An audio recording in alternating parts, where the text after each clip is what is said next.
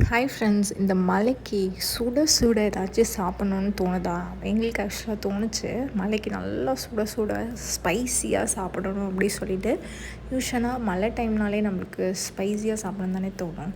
So bread omelette பண்ணலாம் அப்படின்னு plan பண்ணோம். அதுக்கு சின்ன வெங்காயம் ஒரு 10 to 15, ஒரே ஒரு எக்கு, தென் ஒரு ப்ரெட் வச்சு பண்ணலாம் அப்படின்னு பண்ணோம். ஃபஸ்ட்டு வந்து கீ ஆர் பட்டர் ஆர் எண்ணெய் எது வேணாலும் ஊற்றிக்கலாம், உங்கள் சாய்ஸ் தான், அது ஆப்ஷனல். ஃபஸ்ட்டு வந்து ப்ரெட்டை வந்து கொஞ்சமாக டோஸ்ட் பண்ணி எடுத்துக்கோங்க, கருக்கிறாதீங்க.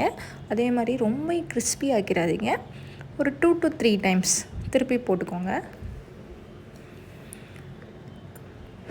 திருப்பி போட்டு அந்த ஒரு சைடு வச்சுக்கோங்க. இப்போ சின்ன ஆனியன் தான் போடணும் அப்படின்னு கிடையாது, பெரிய ஆனியன் கூட போடலாம். நான் என் கிட்டுக்கு வந்து கொஞ்சம் சத்தாக இருக்குமே அப்படின்னு சொல்லிட்டு சின்ன வெங்காயம் ஆட் பண்ணேன். உங்கள் சாய்ஸ் தான். ஸோ நீங்கள் பெரிய வெங்காயம் கூட நல்லா குட்டி குட்டியாக சாப் பண்ணி போடுங்க. ஸோ அப்போ தான் வந்து சாப்பிட்றப்ப நல்லாயிருக்கும். பெருசு பெருசாக இருந்துச்சுன்னா சாப்பிட்றப்ப நல்லா இருக்காது. இந்த மாதிரி மீடியம் ஃப்ளேமில் வச்சு டோஸ்ட் பண்ணி எடுத்துக்கோங்க. இது ஒரு சைடு வச்சுக்கணும்.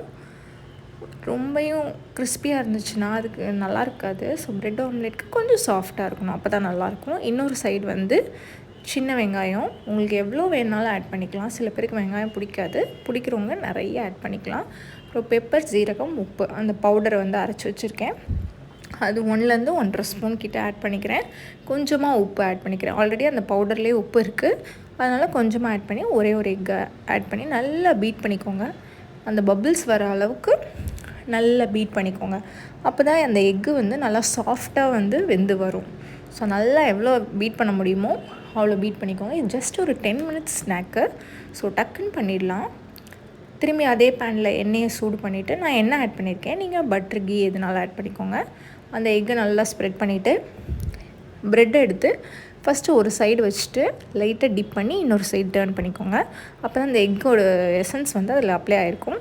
நல்லா எக்கு வெந்ததுக்கப்புறம் அந்த ப்ரெட்டில் வந்து எக்கை ஃபோல்ட் பண்ணி சர்வ் பண்ணலாம். இது எல்லாமே மீடியம் ஃப்ளேமில் வச்சு பண்ணுங்கள். ஹை ஃப்ளேமில் வச்சா டக்குன்னு கருகிரும், டேஸ்ட் இருக்காது. ஸோ மீடியம் ஃப்ளேமில் வச்சு பொறுமையாக பண்ணுங்கள்.